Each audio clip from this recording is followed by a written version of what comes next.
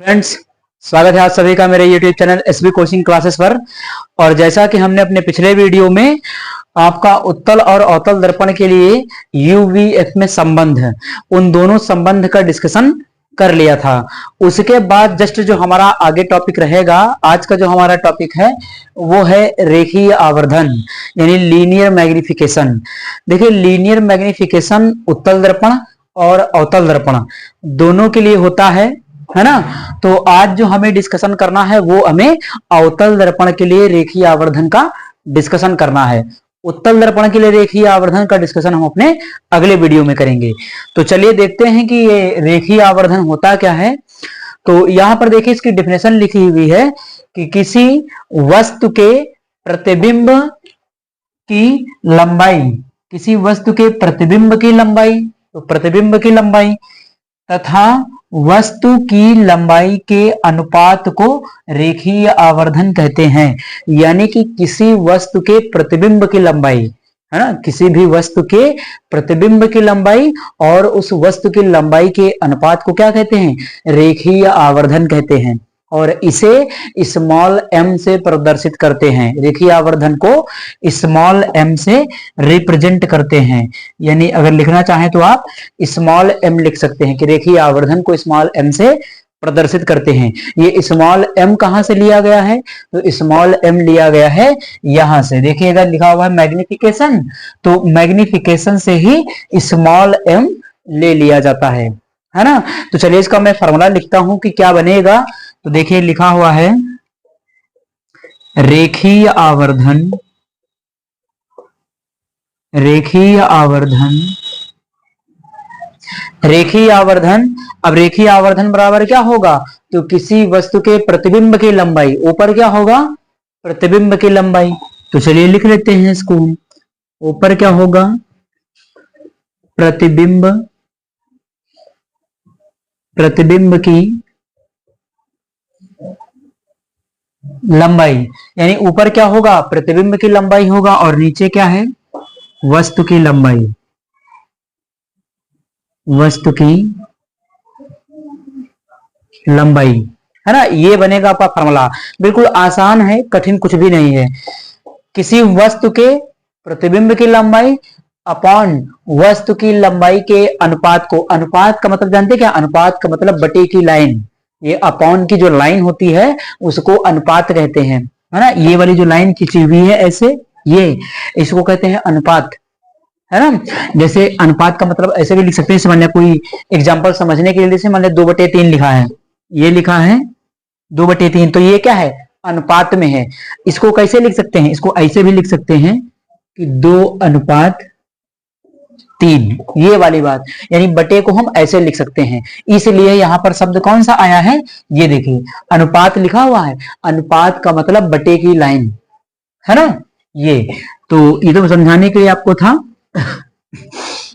तो रेखीय आवर्धन बराबर प्रतिबिंब की लंबाई अपॉन वस्तु की लंबाई। अब रेखीय आवर्धन को हम लिखते हैं स्मॉल एम से। रेखीय आवर्धन को स्मॉल एम से प्रदर्शित किया जाता है। और प्रतिबिंब की लंबाई, तो प्रतिबिंब की लंबाई, प्रतिबिंब के लिए कौन सा वर्ड यूज करते हैं? तो capital I, capital I use करते हैं। आई फॉर क्या होता है? इमेज। इमेज मीन्स होता है प्रतिबिंब। तो प्रतिबिंब की लंबाई के लिए लिख लेते हैं कैपिटल आई। तो यहां पर लिख लेते हैं हम कैपिटल आई, है ना। ये हो गया कैपिटल आई, हो गया, है ना। ये हो गया कैपिटल आई। और उसके बाद वस्तु की लंबाई, वस्तु को लिखते हैं ऑब्जेक्ट। ऑब्जेक्ट मीन्स होता है वस्तु, तो ओ, कैपिटल ओ लिख लेते हैं, ना। तो एम बराबर आई अपॉन ओ, इसका क्या हो जाता है? फॉर्मूला हो जाता है। एम बराबर आई अपॉन ओ, है ना। ये इसका क्या हो जाएगा? फॉर्मूला। उसके बाद देखिए, कहीं कहीं पर ये सवाल में मान लिया लंबाई ने लिख करके कहीं कहीं पर सवालों में या डिफिनेशंस में ऊंचाई भी लिख देता है। तो अगर लंबाई की जगह पर ऊंचाई लिख देंगे तब भी कोई दिक्कत नहीं। कि किसी वस्तु के प्रतिबिंब की ऊंचाई अपॉन उस वस्तु की ऊंचाई के अनुपात को क्या कहते हैं? रेखीय आवर्धन कहते हैं। तो मान लिया कि सवालों में जैसे लंबाई नहीं लिखता है तो कहीं लिख देता 3 सेंटीमीटर ऊंची वस्तु, है ना। तो ऊंचाई भी लिखा जा सकता, तो ऊंचाई लिख देगा, कोई दिक्कत नहीं है। ऊंचाई के लिए क्या करेंगे, ऊंचाई को इंग्लिश में कहते हैं हाइट, और हाइट का लेंगे स्मॉल h, है ना। तो प्रतिबिंब के लिए क्या करेंगे, थोड़ा सा डिफरेंस करने के लिए जो प्रतिबिंब की ऊंचाई है उसको h डैश लिख देते हैं, और जो वस्तु की ऊंचाई है उसको h लिख देते हैं। तो चलिए इसको भी लिख देते हैं। जैसे मान लिया ये तो लंबाई के लिए हो गया, लेकिन जैसे ऊंचाई के लिए लिखना हो, है, तो मान लिया ऊंचाई के लिए अगर आपको लिखना है तब क्या लिख देंगे, तो हम इसको ऐसे भी लिख सकते हैं। देखिए m बराबर क्या हो जाएगा, ये है रेखीय आवर्धन m बराबर। अब अगर ऊंचाई दिया है तो ऊंचाई के लिए हम प्रतिबिंब की ऊंचाई को क्या लिख लेते हैं, h dash. h means height, height means ऊंचाई। तो ये प्रतिबिंब की ऊंचाई के लिए हो गया, और नीचे क्या होगा, वस्तु की ऊंचाई। तो देखिए नीचे क्या है, वस्तु की ऊंचाई, इसको लिख देंगे h से। तो ये भी आपको फॉर्मूला लिखा हुआ मिल सकता है ना, इस प्रकार से। ये तो लंबाई के लिए आप ये लिख सकते हैं, ऊंचाई के लिए आप ये लिख सकते हैं h for height, height means ऊंचाई। किसी वस्तु के प्रतिबिंब की ऊंचाई अपॉन वस्तु की ऊंचाई के अनुपात को रेखीय आवर्धन कहते हैं। इसे स्मॉल m से प्रदर्शित करते हैं, है ना। तो ये हो जाएगी हमारी डेफिनेशन रेखीय आवर्धन की लीनियर मैग्निफिकेशन की।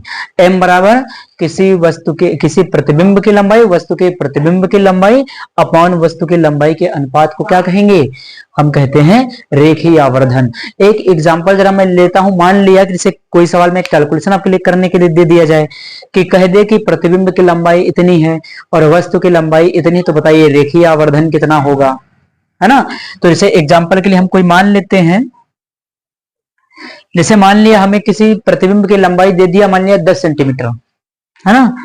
10 सेंटीमीटर दे दिया प्रतिबिंब की लंबाई, वस्तु की लंबाई कितना दे दिया, 5 सेंटीमीटर। जैसे तो वस्तु की लंबाई दे दिया 5 सेंटीमीटर, या कुछ भी मान लीजिए, है ना, 5 हो 10, या मान लिया 10 वस्तु ही हो, या कम ज्यादा कुछ भी हो सकता है।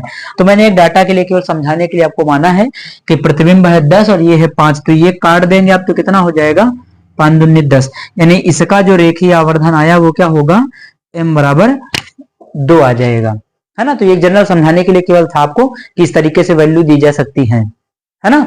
तो ये है रेखीय आवर्धन। आप इसका स्क्रीनशॉट ले लीजिए, फिर मैं इसका डेरिवेशन आपको करवाता हूं।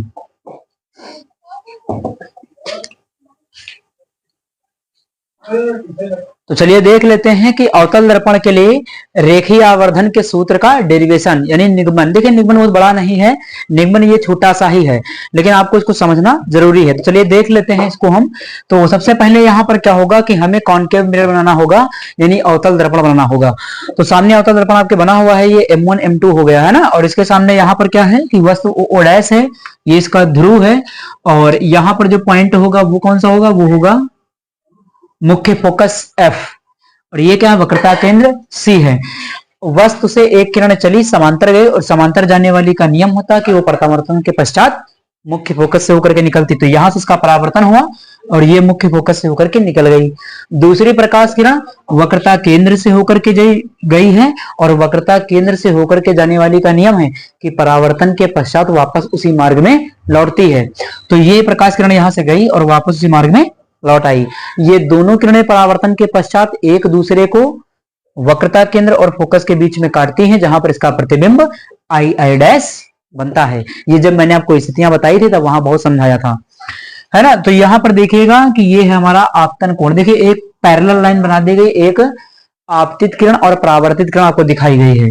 यहां से देखिए ये जो डॉट डॉट बनी हुई है, ये है आपतित किरण आई, यहां टकराई और टकराने के बाद परावर्तन के पश्चात उसी माध्यम में लौट गई। तो ये आपतित किरण और ये है परावर्तित किरण, है ना। ये आपतित किरण और ये परावर्तित किरण, ठीक।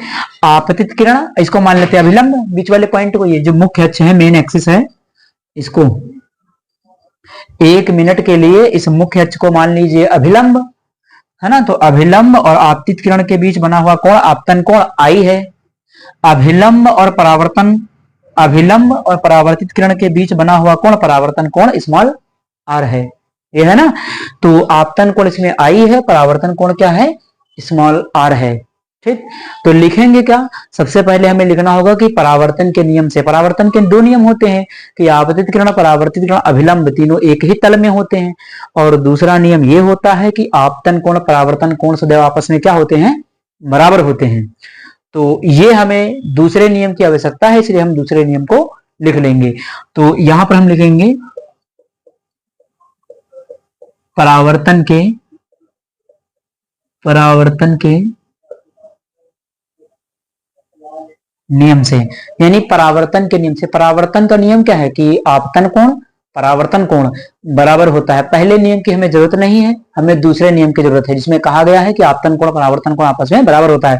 आपतन कोण यहाँ पर है ये आई, किसके बीच में बना हुआ है, तो ओ, देखिए ओ डैश पी ओ, देखिए जहां पर कोण बनता है उसको बीच में रखते हैं, है ना, जहां पर कोण बना होता है उसको कहां रखते हैं, बीच में। ये मैथमेटिक्स का रूल होता है। जैसे यहाँ पर देखिए ये बना हुआ है, ये यहाँ पर P लिखा है और ये है, और यहाँ पर ये बना है ऐसे ओ ओ डैश, तो यहाँ पर देखिए आई बना हुआ है ना, यहाँ पर ये आई बना है आई, तो जहां पर कोण बना होता है उस पॉइंट को हम बीच में रख लेते हैं 1 मिनट के लिए, है ना। तो चलिए क्या है, कोण ओ ओ डैश पी, देखिए जहां पर कोण बनता है उसको हम बीच में रखते हैं, यानी आई जहां पर है उस वो पी है, पी को 1 मिनट के लिए बीच में रखा जाता है, ये रूल होता है।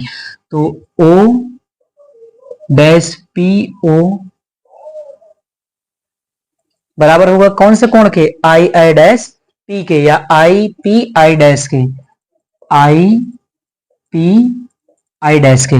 तो ये क्या है, परावर्तन के नियम से है कि ये दोनों कोण क्या होंगे, आपस में बराबर होंगे। अब जरा इसको हम रीअरेंज कर लेते हैं इन दोनों को। तो रीअरेंज करने में क्या होगा, लिख लेंगे हम ओ ओ डैश पी, और बराबर किसके हो जाएगा, कोण आई आई डैश पी के, है ना। ये दोनों क्या हो जाएंगे, समकोणिक हो जाएंगे। तो अगर ये कोण बराबर है तो त्रिभुजों को भी हम बराबर लिख सकते हैं। आगे हमें लिखना होगा कि त्रिभुज ओ ओ डैश पी तथा त्रिभुज आई आई डैश पी क्या है, समकोणिक है, समकोणिक है, यानी ये दोनों त्रिभुज क्या है, समकोणिक हैं। तो कोण बराबर हो जाएंगे, समकोणिक का मतलब कोण बराबर, तो कोण बराबर तो भुजाएं बराबर, ऊर्ध्वाधर भुजा के नीचे ऊर्ध्वाधर भुजा और क्षैतिज भुजा के नीचे क्षैतिज भुजा। तो देखिए इसकी ऊर्ध्वाधर भुजा कौन सी है, ओ ओ डैश, इसकी ऊर्ध्वाधर भुजा कौन सी है, आई आई डैश, ये हो जाएगा। चलिए लिख लेते हैं O O dash upon I I dash, ये हो जाएगा। इसकी ऊर्ध्वाधर कौन सी, ओ ओ डैश, इसकी ऊर्ध्वाधर आई आई डैश, इसकी क्षैतिज भुजा कौन सी है, ओपी, तो ये लिख लिया ओपी। इसकी क्षैतिज भुजा कौन सी है, तो ये वाली क्षैतिज भुजा इधर इधर की आईपी है, तो ये लिख लिया आईपी। इसको बना देंगे समीकरण नंबर 1। अब हमें यहाँ पर क्या करना होगा, अब हमें सारी जो दूरियां हैं, जो लंबाइयां हैं प्रतिबिंब और वस्तु की, वो मानना होगा। देखिए ये वस्तु है, ये प्रतिबिंब की है, प्रतिबिंब के लिए है ना, तो इनको क्या करना होगा, मानना होगा। तो हम यहां पर लिख लेंगे माना, इस साइड में लिख लेंगे माना, है ना, वस्तु की लंबाई ओ ओ डैश, जैसे मान लेते हैं यहां माना वस्तु की लंबाई ओ ओ डैश। अब वस्तु की लंबाई है तो ओ ओ डैश हम बना लेंगे, क्या ओ ओ डैश को कुछ भी मान सकते हैं, देखिए किताबों में अलग अलग कुछ भी माना गया होगा, हम यहाँ पर y1 मान लेते हैं, y1, है ना। और वस्तु कहाँ है, देखिए ऊपर की ओर है, तो मैंने आपको इसके पहले भी बताया था चिन्ह पर पाटी, है ना। तो चिन्ह पर पाटी में क्या था, ऊपर की डिस्टेंस हमारी जो दूरियां होती हैं वो प्लस में ली जाती हैं, नीचे वाली क्या होती हैं, माइनस में ली जाती हैं, और इस साइड में जो आगे की ओर होती हैं वो डायरेक्शन में प्लस की ओर ली जाती हैं, और इधर पीछे की ओर अगर हम अपोजिट साइड में आते तो इधर क्या है, ये माइनस में ली जाती है ना। इस प्रकार से ये चीज मैंने आपको बताई थी। तो वस्तु कहाँ है, ऊपर की ओर है ना, तो जो वस्तु की लंबाई ओ ओ डैश है उसे हम मान लेंगे y1, और y1 कैसा होगा, प्लस में होगा, क्यों, क्योंकि ऊपर की ओर है, तो y1 हो जाएगा। ये हो गया। अब क्या करना होगा, प्रतिबिंब की लंबाई मान लेते हैं, तो यहां पर लिख लेंगे कि प्रतिबिंब की लंबाई, प्रतिबिंब की लंबाई आई आई डैश बराबर, इसके लिए y1 मानना है, उसके लिए y2 मान लेंगे। और प्रतिबिंब कहाँ है? नीचे की ओर। तो जब नीचे की ओर होगा तो डिस्टेंस क्या हो जाएगी? जो लंबाई है मैंने माना है प्रतिबिंब की, वो क्या हो जाएगी? माइनस में। और यहां पर हम लिख लेंगे माइनस y2, ये हो जाएगा। ये दो चीजें मान ली। उसके बाद देखिए, वस्तु से ध्रुव के बीच की दूरी, तो वस्तु से ध्रुव के बीच की दूरी क्या हो जाएगी? तो वस्तु से ध्रुव के जो बीच की दूरी हो जाएगी वो हो जाएगी वस्तु की दूरी ओपी, है ना। यानी ओ से पी तक की दूरी, ओ से पी तक की दूरी। 1 मिनट के लिए मैं डायग्राम को जरा सा तो ये इसी में बता देता हूं इसको मैं, है ना। ओ से पी तक की जो डिस्टेंस है यहां से यहां तक की, वो हो जाएगी माइनस यू। ये मैंने आपको डेरिवेशन में बताया था। तो ओपी कितना हो जाएगा? ओपी हो जाएगा आपका, ओपी हो जाएगा माइनस यू। आईपी, है ना। तो प्रतिबिंब से ध्रुव के बीच की दूरी क्या होती है ना, ये होती है स्मॉल वी। और कैसा होगा? माइनस में। क्यों? क्योंकि बाई साइड में हमारी दूरियां क्या होंगी? सब माइनस में होती हैं, अपोजिट साइड में माइनस में होंगी, है ना। वो चाहे ऊपर हो चाहे नीचे हो, लेकिन अपोजिट साइड में आएंगे तो माइनस में। तो यहां से क्या हो जाएगा? आईपी हो जाएगी माइनस वी। तो अब हमें क्या करना है? ये सारी वैल्यू यानी उपरोक्त मान समीकरण नंबर 1 में रखने पर। तो चलिए इसको हम यहां लिख देते हैं, इस साइड में यहां लिख देंगे उपरोक्त मान समीकरण 1 में रखने पर। तो ये सारे मान हमें क्या करना है? इस समीकरण में पुट कर देना है। ओ डैश की जगह पर क्या लिखेंगे? y1 लिख देंगे, है ना। आई डैश की जगह पर क्या लिख देंगे? y2 लिख देंगे। एक चीज हम और कर देते हैं यहाँ पर, एक चीज ये कर देते हैं कि इनको हम जो है समीकरण नंबर 1 में जो है हम इसको क्या कर देते हैं? इसको पलट करके लिख देते हैं, यानी आई अपॉन ओ डैश। पहले ये काम कर लेते हैं। तो यहां पर हम कर लेंगे I dash upon O dash, क्योंकि रेखीय आवर्धन की डेफिनेशन लगानी है ना, इसलिए इसको पलटना पड़ेगा। रेखीय आवर्धन की क्या? प्रतिबिंब की लंबाई अपॉन वस्तु की लंबाई। तो प्रतिबिंब के लिए आई डैश ऊपर कर लिया, वस्तु के लिए नीचे कर लिया। ये क्या कर देंगे? तो ये आई पी ऊपर हो जाएगा और ओपी नीचे हो जाएगा। तो इसको भी चेंज कर लेते हैं, आई पी अपॉन ओपी हो जाएगा। अब आई डैश की वैल्यू कितनी है?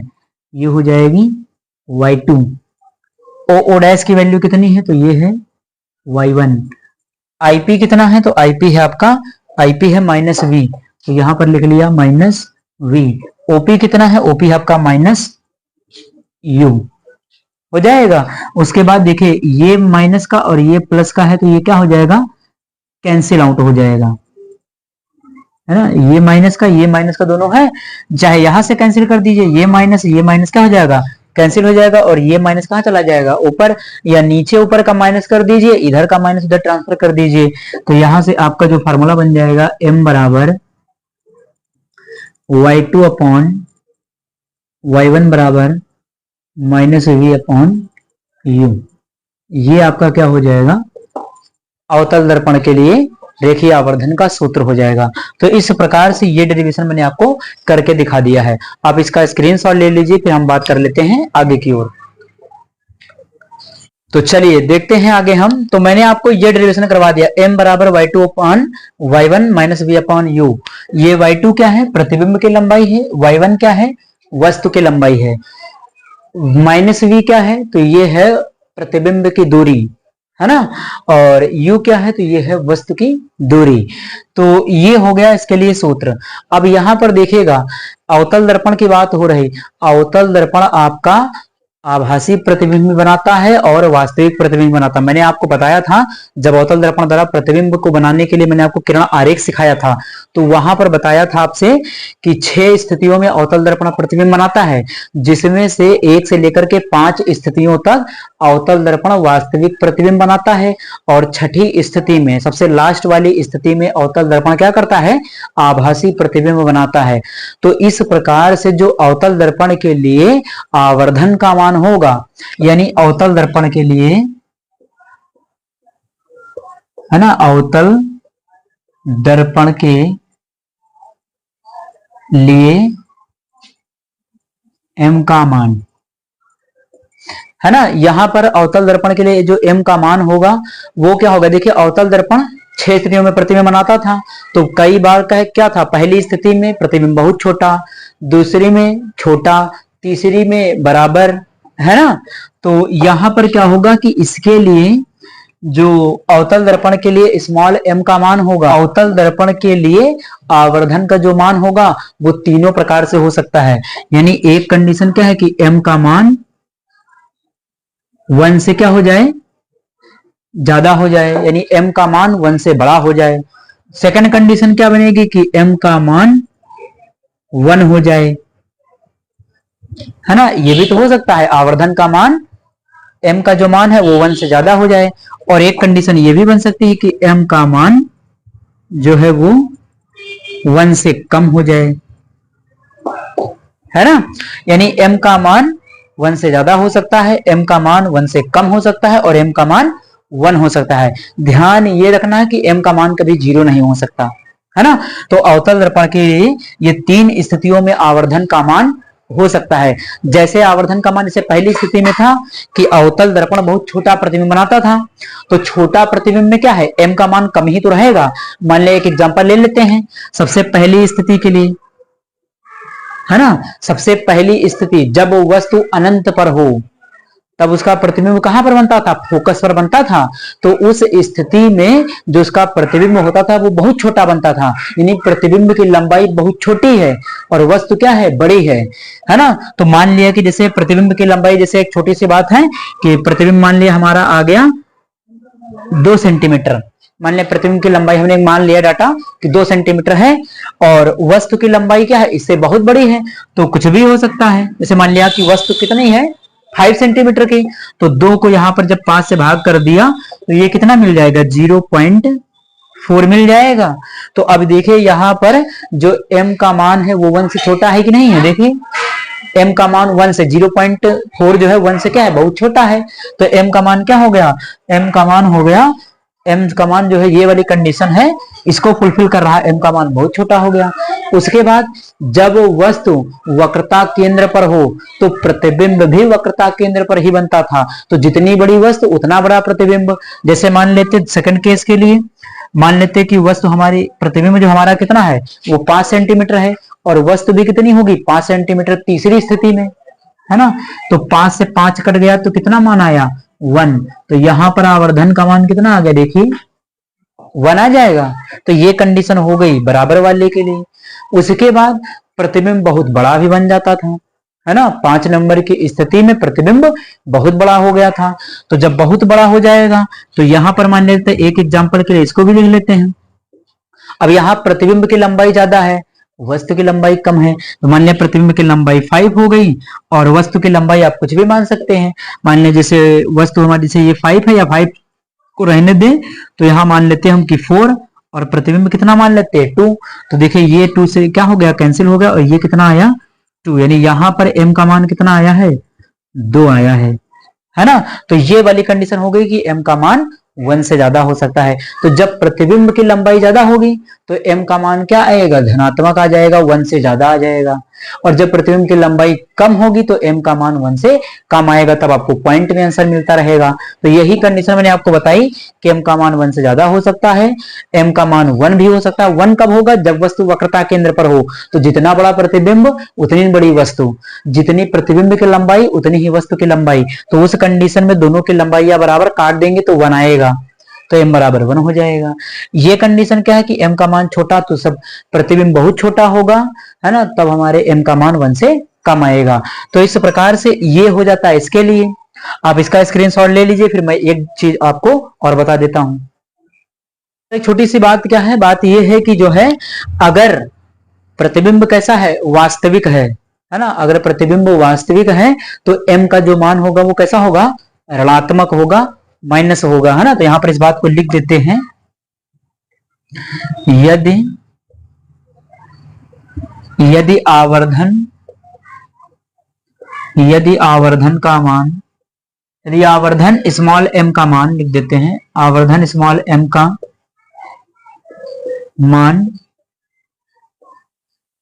मान ऋणात्मक है, स्मॉल m का मान क्या है, ऋणात्मक है यानी नेगेटिव है, माइनस है, तो प्रतिबिंब कैसा होगा, वास्तविक उल्टा, है ना। तो